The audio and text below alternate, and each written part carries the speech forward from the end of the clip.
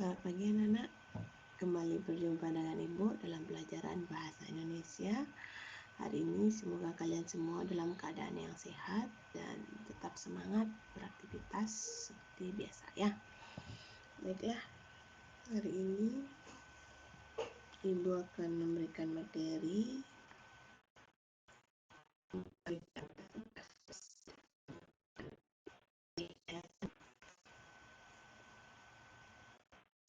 materi kita teks cerita fantasi. Sebelum Ibu lanjut, Ibu akan memberikan tujuan pembelajaran kita hari ini, yaitu agar siswa dapat mengidentifikasi unsur-unsur dalam teks cerita, narasi atau cerita fantasi.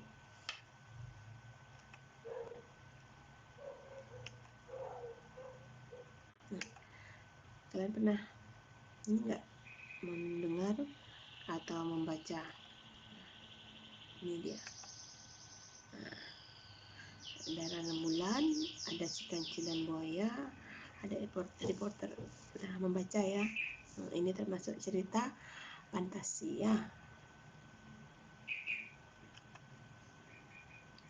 Apa itu cerita fantasi? Kalian bisa baca di buku apa itu cerita fantasi.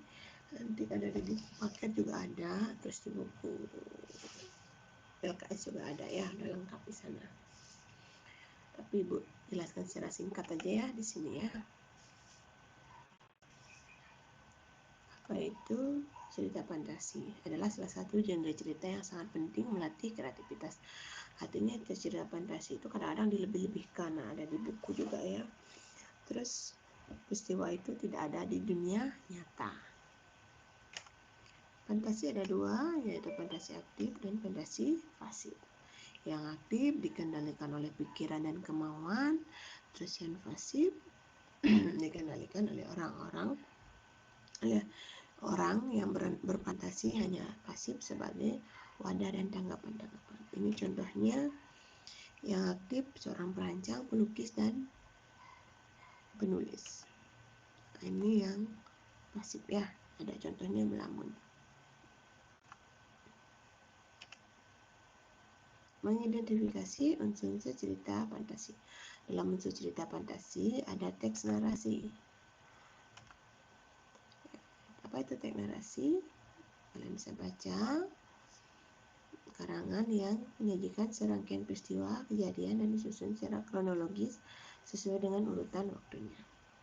Tujuannya agar menghibur pembaca karena ceritanya lebih menarik. Artinya tujuannya agar orang itu atau pembaca itu lebih senang membaca karena cerita fantasi ini ceritanya seru-seru, bahkan ada lebih-lebihkan yang ada dijelaskan tadi ya cerita fantasi itu.